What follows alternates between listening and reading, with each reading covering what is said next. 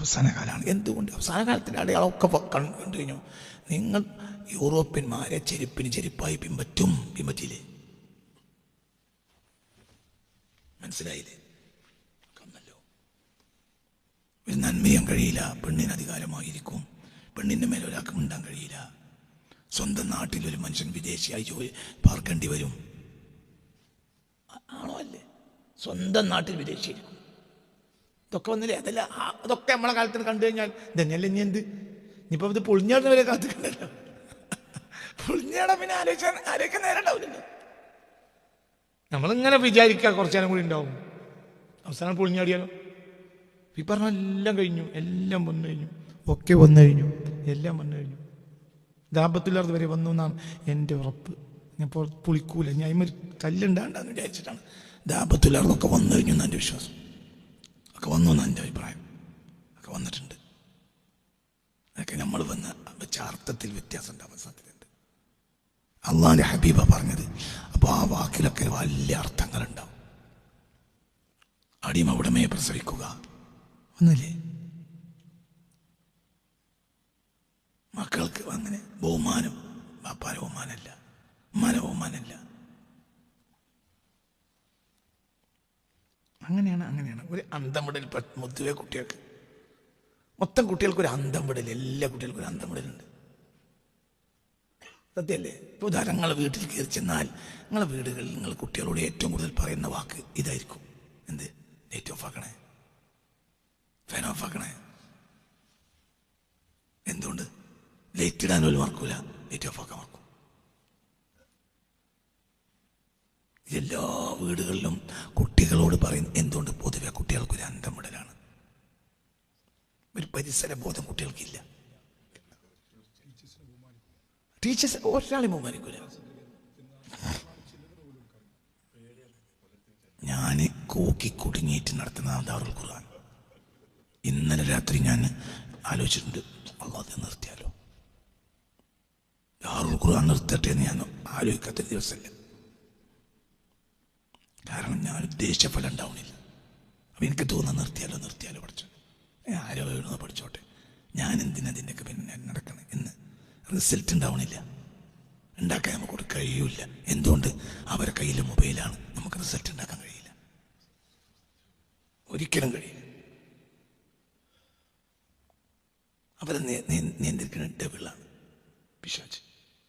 സത്യമല്ല? എനിക്ക് ഇന്നലെ നിങ്ങളാണ് അയച്ചെന്ന് വേറെ ആൾ അതെ ഞാൻ നമ്മളൊരു കാര്യം പറഞ്ഞിരുന്നല്ലോ, എൻ്റെ സോഷ്യൽ മീഡിയയിൽ ഉള്ള ആളുകളെ നന്നാക്കാൻ കഴിയില്ല. അതിന് ഇന്നലെ ഒരു ഡോക്ടർ എനിക്ക് കുറച്ച് ഒരു ഖണ്ഡിക വേറൊരാളുടെ അഭിപ്രായങ്ങൾ രേഖപ്പെടുത്തിയത് അയച്ചെന്നിരുന്നു. ആരോ ഒരാൾ, ഓർമ്മയില്ല. അങ്ങനെയാണ് ആ കുട്ടികൾ നന്നാക്കാൻ നമുക്ക് കഴിയില്ല, ഒരിക്കലും കഴിയില്ല. കാരണം അവരെ നിയന്ത്രിക്കുന്ന നമ്മളല്ല. നമ്മളിൽ നിന്ന് അവർക്ക് കിട്ടേണ്ട അവകാശങ്ങൾ മാത്രമാണ്. നേരത്തിന് ഭക്ഷണം കൊടുക്കൽ അത് അവരുടെ അവകാശം. മനസ്സിലായി പറഞ്ഞത്? അവരെ ടൂറിന് പറഞ്ഞേക്കൽ അവരുടെ അവകാശം. പഠിക്കലും അവരെ ബാധ്യതയല്ല, നന്നായാലും അവരെ ബാധ്യതയല്ല. അത് അങ്ങനത്തെ അവസാനം അങ്ങനെയൊക്കെ ഉണ്ടാവില്ലേ? ടൂറിന് പോകൽ അവരുടെ ടൂറിന് പോകൽ അവരുടെ അവകാശവും പറഞ്ഞേക്കൽ നമ്മുടെ ബാധ്യതയാണ്.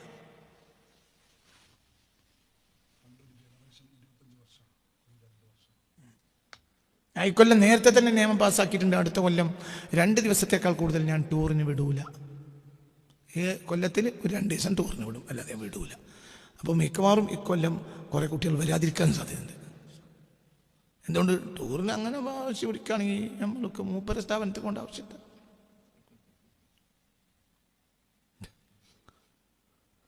അങ്ങനെയാണ്. ഞാനാണെങ്കിൽ അത് കാത്തുക്കുവാണ്. അവസാനത്തെ ആളും പോയാൽ പൂട്ടാൻ അവസരം ഉണ്ടായാൽ മതി, നടത്താൻ എനിക്ക് അവസരത്തിൻ്റെ ആവശ്യമില്ല. എന്തുകൊണ്ട്? എനിക്കിതൊക്കെ മടുത്തിട്ടുണ്ട്, നന്നായി കിട്ടൂല. കാരണം നന്നാക്കാൻ നമുക്ക് കഴിയില്ല. ഓലെ കയ്യിൽ ആജാതി മൊബൈലാണ്, ഓലെ അങ്ങനെ നന്നാക്കാൻ കഴിയും. അതെ, മദ്രസയിൽ ടൂർ കൂടുകയും സ്കൂളിൽ ടൂർ കുറയുന്നുണ്ട്. 2 ദിവസത്തേക്കാൾ കൂടുതലൊന്നും സ്കൂൾ ടൂറില്ല. അതേസമയം മദ്രസയിൽ ടൂറോട് വരും ടൂറാണ്. ബസ്സുകൾ 2-3 ബസ് ഓവർലോഡിലാണ് ടൂറിനോട്.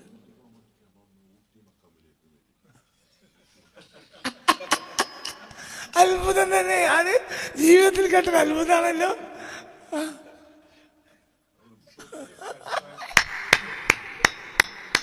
നല്ല രസമുണ്ടല്ലോ. എന്താ പറഞ്ഞത്? അതെ അതെ അതെ, കുട്ടികളെ മദ്രസയിൽ നിന്ന് ടൂർ ഉണ്ടാവുക. അപ്പൊ ടൂറ് വരാതിരിക്കാൻ വേണ്ടിയാണ് ഊട്ടി മക്കാമിലേക്ക് സിയാറത്ത്.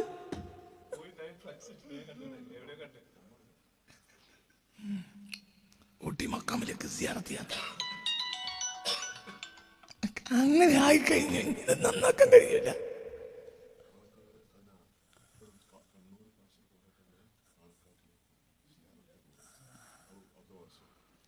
ഇതൊക്കെയാണ് ലോകം.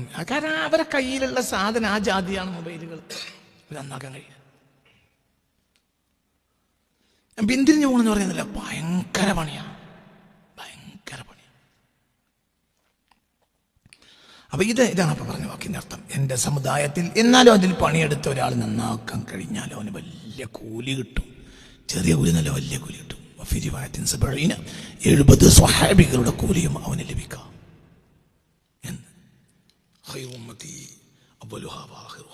എന്ന് പുണ്യ റസൂൽ മുസ്തഫ സല്ലല്ലാഹു അലൈഹി വസല്ലം وقال في عيسى سلول لحزبه. ഈസാ നബി അലൈഹിസ്സലാത്തു വസ്സലാമിന്റെ കാര്യത്തിൽ അള്ളാഹിന്റെ ഹബീബ് പറഞ്ഞത്, അത് വല്ലാത്ത അവിടുത്തെ സമുദായത്തിനൊരു വല്ലാത്ത ആനന്ദവും സന്തോഷവുമാണ്. എന്താ പറഞ്ഞത്? ലയുദ്രിക്കന്നൽ മസീഹു മിൻ ഹാദിഹിൽ ഉമ്മ അഖ്വാമൻ ഇന്നഹും ലമിത്ലുക്കും. ഈസാ നബി അലൈഹിസ്സലാം എന്ന സമുദായത്തിൽ ചില ജനങ്ങളെ കണ്ടെത്തും. ഇന്നഹും ലമിത്ലുക്കും, അവർ സ്വഹാബികളെ നിങ്ങളെപ്പോലെ ആയിരിക്കും.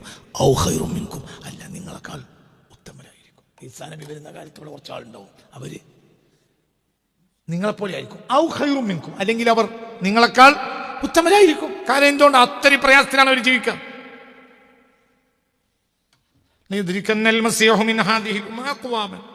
അല്ലാഹുവേ പഠിച്ചോനെ, ഞങ്ങളെയോ ഞങ്ങളെ മക്കളെയോ അങ്ങനെ ആക്കി തരണമേ റബ്ബേ. ആ കൂട്ടത്തിൽ ഖാലഹാ സലാസൻ, ഈ വാക്ക് റസൂലുള്ള 3 തവണ പറഞ്ഞു. ഈസാ നബി വരുന്ന കാലത്ത് ഇവിടെ ജനങ്ങളുണ്ടാവും. ആ ജനങ്ങൾ നിങ്ങളെപ്പോലെ ആയിരിക്കും. അന്ന് ഈ സമുദായത്തിൽ ഉറച്ചിക്കണവര് പേര് മുഹമ്മദ് നാക്കിയിട്ട് കാര്യമല്ല, സമുദായത്തിൽ നിൽക്കണം. ഞങ്ങളോട് പറഞ്ഞല്ലോ, ഒരു മഹല്ലുകാർ ജമാഅത്തിനും ജുമാക്കും ആള് കുറഞ്ഞപ്പോൾ പോയി കണ്ടപ്പോൾ പറഞ്ഞ മറുപടി നിങ്ങളോട് ഞാൻ പറഞ്ഞില്ലേ? എന്തു പറഞ്ഞു? ഇങ്ങോട്ട് വരണ്ട.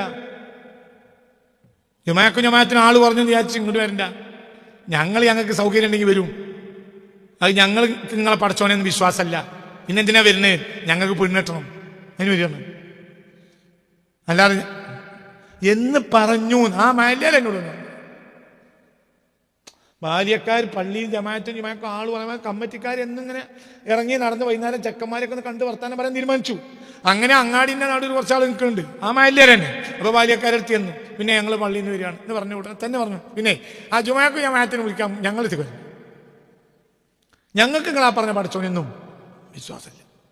പിന്നെന്തിനാ ഞങ്ങൾ വരുന്നത്? ഇടക്കിടക്ക് വരുന്നത് അത് ഞങ്ങൾക്ക് പെണ്ണിട്ടാൻ വേണ്ടി വരിക. നിങ്ങൾ കുത്തിത്തിരിപ്പ് ഉണ്ടാക്കൂലല്ലോ ഇടക്കിടക്ക് പള്ളിയിലൊന്നും വന്നാൽ. അല്ലാതെ ഞങ്ങൾക്ക് നിങ്ങളെ പഠിച്ചോനെന്നും വിശ്വാസമല്ല. ആരാ പറയണത്? ഈ നാമധാരികൾ. ഒരേ സമുദായം എന്ന് പറയാൻ പറ്റില്ല. ഞാനാണ് കൂടും. അപ്പൊ ഇന്ന് നേരം വിളിച്ചിട്ട് ഒരാൾ എനിക്ക് കാണിച്ചതാണ് എന്ത്? 5 വക്ത് നിസ്കരിക്കുന്ന പെൺകുട്ടികൾ നട്ടപ്പാതിലൊക്കെ തുള്ളണത്, ഡാൻസ് ചെയ്ത് തുള്ള. തെറ്റായി അവർക്ക് തോന്നണില്ല,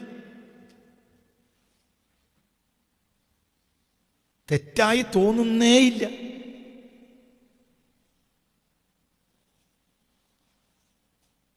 ചിന്തിക്ക്, തെറ്റായിട്ട് തന്നെ തോന്നണില്ല. സമുദായമാണ് ഇങ്ങനെയാവുന്നത്. ആരും ചെയ്യുമ്പോൾ നമുക്ക് പറ്റൂല. ഏതോ ഫെമിനിസ്റ്റുകളായ പെണ്ണുങ്ങൾ അങ്ങാടിയിൽ ഇറങ്ങി 4 മുദ്രാവാക്യം വിളിക്കുന്നതിനെ എതിർക്കാൻ നമ്മളില്ല. പക്ഷെ നമ്മളെ ലേബിളില്ല പണി നടക്കുക. ഒരു പ്രമുഖമായ മുസ്ലിം സംഘടന ഈ കഴിഞ്ഞ വർഷം ഫലസ്തീൻ ഐക്യദാർഢ്യത്തിന്റെ പേരിൽ 25,000 പെണ്ണുങ്ങളെയാണ് ഒരങ്ങാടി മുഴുവനും മണിക്കൂറുകൾ ചുറ്റിച്ചത്. ഇങ്ങനെ ഏതെങ്കിലും ഒരു പണ്ഡിത സംഘടന അതിനെതിരെ ഒരു ഫത്വ പുറപ്പെടുവിച്ചില്ല. ഏതെങ്കിലും ഒരു പണ്ഡിത സംഘടന ഒരു പ്രമേയം പാസാക്കിയില്ല. ഇത് കണ്ടിരിക്കുന്ന ഒരു 3ാമത്തെ വിഭാഗം ഉണ്ട് ഇവിടെ. അവർക്ക് മതത്തിൽ വിശ്വാസം തന്നെ ഉണ്ടാവില്ല. കാരണം ഇതൊക്കെ തട്ടിപ്പാന്ന്. ഇത് തട്ടിപ്പല്ലെങ്കിൽ പിന്നെന്താണ് തട്ടിപ്പ്? ഈ മതസംഘടനകൾ തട്ടിപ്പല്ലെങ്കിൽ പിന്നെന്താണ് തട്ടിപ്പ്? ചോദിക്കും. ഒരു പ്രമുഖമായ മുസ്ലിം സംഘടന കഴിഞ്ഞ വർഷം ഫലസ്തീൻ ഐക്യദാർഢ്യത്തിന്റെ പേരിൽ ഒരു പ്രധാനപ്പെട്ട പട്ടണത്തിലൂടെ 25,000 യുവതികളെ ചിട്ടിച്ചു. ഒരു പണ്ഡിത സംഘടന ഒരു പ്രമേയം പാസാക്കി. അതും പെടുന്നതിന് നാളെ രാവിലെ എന്നാണ് കൂട്ടിയതല്ല. മാസക്കണക്കിന് അവർ പ്രഖ്യാപനം നടത്തി ഞങ്ങൾ 25,000 പെണ്ണുങ്ങളെ അണിനിരത്തുമെന്ന് പറഞ്ഞ് അവർ ചെയ്തതാണ്. ഏതെങ്കിലും ഒരു പണ്ഡിത സംഘടന, ഏതെങ്കിലും ഒരു പണ്ഡിത ധർമ്മം, ഒരു പണ്ഡിത സംഘടന ഒരു പണ്ഡിത ധർമ്മം നിർവഹിച്ചില്ല. ഒരു പ്രമേയം പാസാക്കുക. ഇത് അനിസ്ലാമികമാണ്, അതിനെ ഞങ്ങൾ എതിർക്കുന്നു. 4 പെണ്ണുങ്ങൾ ജുമാക്കുകയാണെങ്കിൽ നമ്മൾ പ്രശ്നം ഉണ്ടാക്കുമല്ലോ. ഈ പണ്ഡിത സംഘടനകൾ ഈ പെണ്ണുങ്ങൾ ജുമാക്കോണെന്ന് ഞാൻ പറയല്ല, ഞാൻ പാടില്ല എന്ന് പറഞ്ഞ ആളാണ്. 4 പെണ്ണുങ്ങൾ ജുമാക്ക് പോകുകയാണെങ്കിൽ എതിർക്കുമല്ലോ. ഒരു കള്ളുടിച്ചാൻ പോകണ്ടല്ലോ. ഒരു എടുക്കണ് പറയണങ്ങായി എടുക്കണ് പള്ളിയേക്ക് നിസ്കരിക്കാൻ പോണേ എതിർക്കുമല്ലോ. എതിർക്കൂലേ? പറയും മനുഷ്യന്മാരെ, പള്ളിയേക്ക് നിസ്കരിക്കാൻ 4 പെണ്ണുങ്ങൾ പോകുകയാണെങ്കിൽ എതിർക്കുമല്ലോ. ജുമായില്ലോ.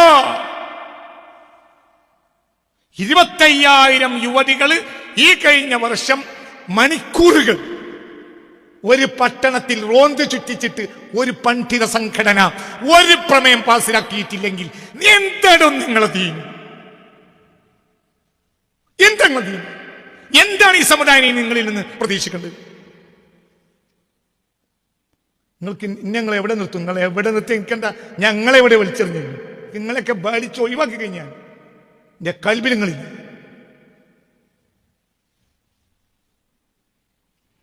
പറഞ്ഞിട്ട് കാര്യമില്ല. നാടക സാബ് ഒക്കെ നടക്കും, എല്ലാം നടക്കും. എന്തേ എന്തേ എന്തേ എന്താന്ന് പറഞ്ഞാല് ദീനുണ്ടെങ്കിൽ പറയാലോ. 4 പെണ്ണുങ്ങൾ ജുമഴക്കുകയാണെങ്കിൽ നിങ്ങൾ എതിർക്കുമല്ലോ. ഒരു കള്ളുടിച്ചാൻ പോകല്ലോ, ഒരു പൊലിയാടാൻ പോകല്ലോ, ചുമക്കല്ലേ, നിങ്ങൾ എതിർക്കുമല്ലോ. 25,000 പെണ്ണുങ്ങളെ ഞങ്ങൾ ഇന്നാലിന്ന ടൗണിൽ അണിനിരത്തുമെന്നും നമ്മൾ മുദ്രാവാക്യം വിളിപ്പിക്കുമെന്നും ഞങ്ങൾ പൊന്തിയുറ്റിക്കുമെന്നും അവർ മാസക്കണക്കിന് മുമ്പ് പ്രഖ്യാപിച്ച് നടത്തിയിട്ട് നിങ്ങളൊരു പ്രമേയം പാസാക്കില്ലല്ലോ. എടാ പണ്ഡിത മൂരാച്ചികളെ, എന്താണ് നിങ്ങളെ കേൾക്കുവാൻ്റെ ഒക്കെയാണ്. ഞങ്ങളെന്നും എൻ്റെ രോമത്തിന് വിളിച്ചിട്ടില്ല. എന്തുകൊണ്ട്? നിങ്ങളെ കൂട്ടത്തിൽ അള്ളാഹുവിൻ്റെ സ്വർഗത്തിൽ പോകാൻ എനിക്ക് ആഗ്രഹമില്ല. നിങ്ങളെ മുൻഗാമികളെ കൂട്ടത്തിൽ പോകാൻ ആഗ്രഹമുള്ളൂ. നിങ്ങൾ കണ്ടമാതിരി കുട്ടികളെ, നിങ്ങൾ എന്ത് കിട്ടിയാലും എനിക്ക് നിങ്ങളെ രോമം മാത്രമാണ്.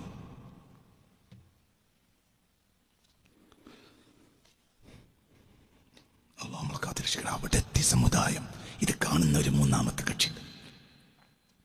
ഈ 3ാമത്തെ കക്ഷി ഈ മനുഷ്യന്മാരുണ്ട്, യുവതിയുവാക്കൾ. അവർക്ക് എന്താ ഒരു ഇത് ചോദിച്ചാൽ എന്താ മറുപടി അറിയാം?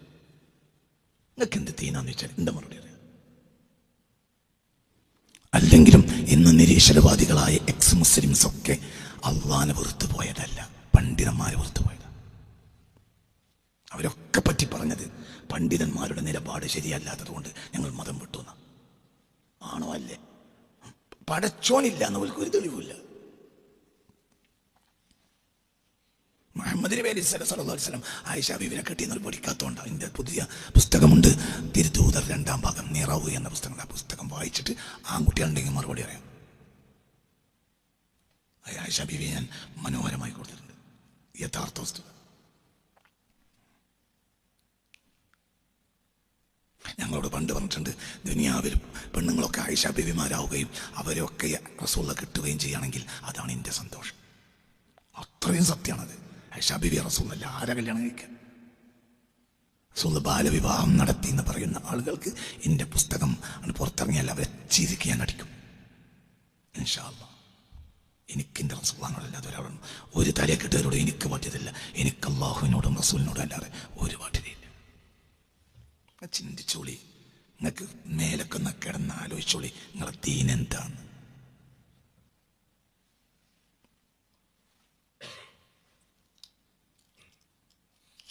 എല്ലാവർക്കും കൂടി ഒരു കുഞ്ഞാലിക്കുട്ടി സാഹിബിനൊന്ന് കാണായിരുന്നല്ലോ. അത് നമ്മുടെ ദീനിനെതിരാണ്, നമുക്കത് പറ്റൂല. എന്തെങ്കിലും കാണാൻ ബാർലിനും മുഴുവനും പനക്കൽക്ക് പായണ മാതിരി പായുന്നുണ്ടല്ലോ. എന്തേ പി കെ കുഞ്ഞാലിക്കുട്ടി സാഹിബിനെ കണ്ടിട്ട് ഇത് ഇസ്ലാമിനെതിരാണ് എന്ന് മൂല്യന്മാരെ, തലയക്കെട്ടുകാരെ, തങ്ങന്മാരെ, കോജാക്കളെ നിങ്ങൾ പറയുന്നു. നിങ്ങൾക്ക് ദീനല്ല ലക്ഷ്യം എന്നതിന് ഏറ്റവും വലിയ തെളിവാണ്. അതേ നിങ്ങൾ ഒരു സാധുവായ പെൺകുട്ടിയുടെ സർട്ടിഫിക്കറ്റ് വാങ്ങാൻ വന്നപ്പോൾ ഓടിച്ചു വിടുകയും ചെയ്തു. ഒരു സാധുവായ പെൺകുട്ടി 8 കൊല്ലം 10 കൊല്ലം മദ്രസയിൽ പഠിച്ചപ്പോൾ അതിൻ്റെ സർട്ടിഫിക്കറ്റ് വാങ്ങാൻ വേണ്ടി വന്നപ്പോൾ നിങ്ങൾ ഓടിച്ചു വിട്ടു. അതേ നിങ്ങൾ, അത് ഒരു സാധു കുട്ടി, പെണ്ണിൻ്റെ ഒരു അലാമത്തും ആ കുട്ടിയിലില്ല. അങ്ങനത്തെ ഒരു കുട്ടി. 25,000 യുവതികൾ ഒരു ടൗൺ മുഴുവനും മണിക്കൂർ കണക്കിന് ഉപരോധിച്ചിട്ട് നിങ്ങൾ മിണ്ടിയില്ല. അത് പറഞ്ഞിരുന്നെങ്കിൽ, അത് പി കെ കുഞ്ഞാലി സാഹിബിനെ കണ്ട് പണ്ഡിത സംഘടനകൾ പറഞ്ഞിരുന്നെങ്കിൽ അത് കുഞ്ഞാലി സാഹിബ് സ്വീകരിച്ചിരിക്കുമെന്നാണ് എൻ്റെ. എന്തുകൊണ്ട് ഇനി എന്താണെങ്കിലും അദ്ദേഹം പണ്ഡിതന്മാരെ ബഹുമാനിക്കുന്ന വ്യക്തിയാണ്.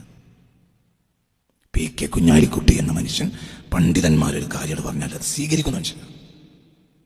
കുഞ്ഞാലിക്കുട്ടിക്ക് വഹിച്ചിട്ടില്ല, PMS അവനെ വഹിച്ചിട്ടില്ല. പെനച്ചത് തലയെ കെട്ടുകാരെ നിങ്ങൾക്കാണ്. നിങ്ങൾ അത്രയുള്ളൂ എന്ന് അവർ മനസ്സിലാക്കി. ഇനി നിങ്ങൾ എന്താണല്ലോ സ്വീകരിക്കില്ല. കാരണം അവർ തെറ്റിയതെന്ന് അവർക്ക് തന്നെ ബോധ്യമുള്ള കാര്യം നിങ്ങൾ ബോധ്യപ്പെടുത്തിയല്ലോ, അവർക്കറിയാലോ. അത് നിങ്ങൾ പണ്ഡിതന്മാരെല്ലാവരും കൂടെ കണ്ട് കുഞ്ഞാലി സാഹിബിനെയോ മറ്റോ കണ്ട് അതിൻ്റെ തീരുമാനമുണ്ട്. അത് വേണ്ട നമുക്കെന്ന് പറഞ്ഞിട്ടുണ്ടെങ്കിൽ അത് ഉടനെ നിർത്തി വെക്കാൻ കുഞ്ഞാലിക്കുട്ടി സാഹിബ് ഓർഡർ ഇടുമായിരുന്നു. അപ്പം നിങ്ങൾക്ക് വിലയുണ്ടായിരുന്നു. എന്തേ വിലല്ലേ? അപ്പം നിങ്ങൾക്ക് വിലയുണ്ട്. അപ്പം നിങ്ങൾക്ക് വിലയില്ല. നിങ്ങളെ പ്രമേയത്തിന് എന്ത് വിലയുള്ളത്? തീട്ടം തുടങ്ങണ വില ഉണ്ടോ പ്രമേയത്തിന്? പോയി ഇടം മൂരാച്ചികളെ പണി നോക്കി ആരടങ്ങളൊക്കെ വില വെച്ച്. ഒന്നും വിചാരിക്കണ്ട, പറഞ്ഞിട്ട് കാര്യമല്ല. ഒന്നും വിചാരിക്കണ്ട. എനിക്ക് നിങ്ങളൊന്നും ഒരു കണക്കുമില്ല.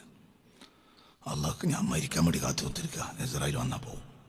ഭൂമിൻ്റെ അടിയിൽ തല്ലിട്ടരുതെന്ന് മാത്രമേ എനിക്ക്. ഭൂമിൻ്റെ മുകളിൽ നിങ്ങളിൻ്റെ സ്റ്റേജ് മക്കാരി കുത്തിരുന്നാണ് അണ്ടിപ്പരിപ്പും മുന്തിരിയും തരണമെന്നൊന്നും എനിക്കില്ല. ഭൂമിൻ്റെ അടിയിൽ നിന്ന് എത്തുമ്പോൾ മലക്കുകൾ പറയണം എന്ത് റഹ്മത്തുള്ള കാര്യം എന്താണെങ്കിലും കുറേ കാലം പറ്റിയത് പറഞ്ഞ് നടന്നിക്കണമെങ്കിലും അവസാന കാലത്തൊക്കെ നേരെയായി ഇത്രയും എനിക്ക് ആഗ്രഹമുണ്ട്. പഴയ ആദ്യകാലത്തൊക്കെ കുഞ്ഞാലിക്കുട്ടിക്കൊക്കെ പറ്റിയതൊക്കെ പറഞ്ഞ് നടന്നിരുന്നെങ്കിലും അവസാന കാലമായപ്പോഴത്തേന് മൂപ്പര് കുറച്ചൊക്കെ തല്ല് കിട്ടണം. മൂപ്പർക്ക് തല്ല് കിട്ടേണ്ട ജാതി വർത്താനം മൂപ്പര് പറഞ്ഞിട്ടുണ്ട്. അപ്പം മൂപ്പർക്ക് ഇനി നമ്മളായി തല്ല് കൊടുക്കണ്ടെന്ന് ഒരു തീരുമാനിക്കും. ഇൻഷാ അല്ലാഹ് അത്രേ ആഗ്രഹമുള്ളൂ. ഒന്നും വിചാരിച്ച ഞാനിങ്ങളിൽ മുമ്പേ രോമത്തിൻ്റെ കുത്തി നിങ്ങളെ ഞാൻ വില വെച്ചിട്ടില്ല. ഇന്ന ഒരു ചുക്കും ചെയ്യാൻ അങ്ങോട്ട് കഴിയൂല. ഞങ്ങളൊക്കെ അടുത്തുനിന്ന് പോയി കഴിഞ്ഞ് എന്നും നിങ്ങളെ ഞാൻ ഒഴിവാക്കി. അള്ളാന്റെ ദീൻ നിങ്ങളുടെ കയ്യിലില്ല. ഈ നാടകം മാത്രമേ ഉള്ളൂ.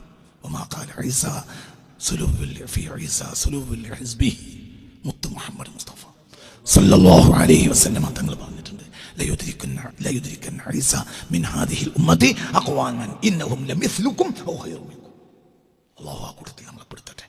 അല്ലാഹ് ഫയാ റബ്ബി, എൻ്റെ റബ്ബേ, ഫസ്ലുക് ബി, എന്നെ നീ പ്രവേശിപ്പിക്ക്, ഫഹ്സ്ബി, എൻ്റെ കൂട്ടത്തെയും, സിറാത്തഹു, ആ നബിയുടെ മാർഗത്തിൽ അല്ലാഹു തൗഫീഖ് തരണമേ റബ്ബേ.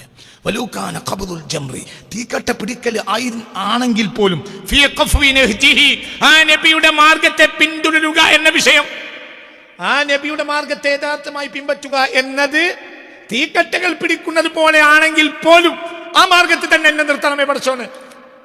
975 മഹാമരിക്കണത് കഴിഞ്ഞിപ്പോ 50 കൊല്ലായി. അന്ന് തീക്കട്ടയാണെങ്കിൽ എന്ന അവസ്ഥ എന്താ?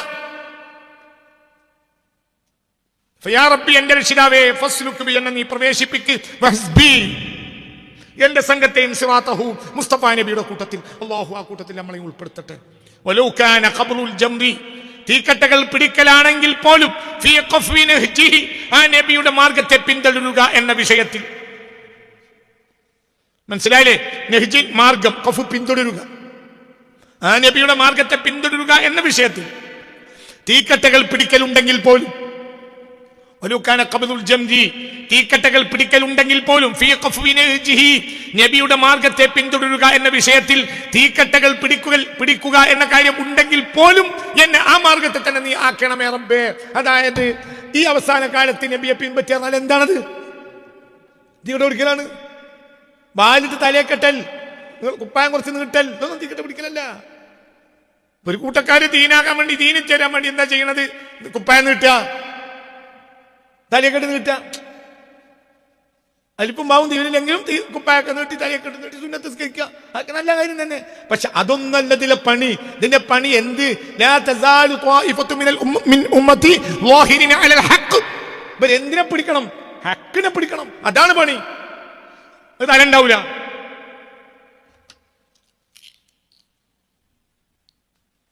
വലൗ കാന ഖബ്ദുൽ ജംദി ഫീ ഖഫ്വി നഹ്ജിഹി, വലൗ കാന ഖബ്ദുൽ ജംദി തീക്കട്ടകൾ പിടിക്കല ഉണ്ടെങ്കിൽ പോലും ഫീ ഖഫ്വി നഹ്ജിഹി, നഹ്ജ് മാർഗം, നബിയുടെ മാർഗത്തെ പിന്തുടരുക എന്ന വിഷയത്തിൽ തീക്കട്ടകൾ പിടിക്കൽ ഉണ്ടെങ്കിൽ പോലും എന്നെ ആ മാർഗത്തിൽ തന്നെ നീ പ്രവേശിപ്പിക്കണമേ.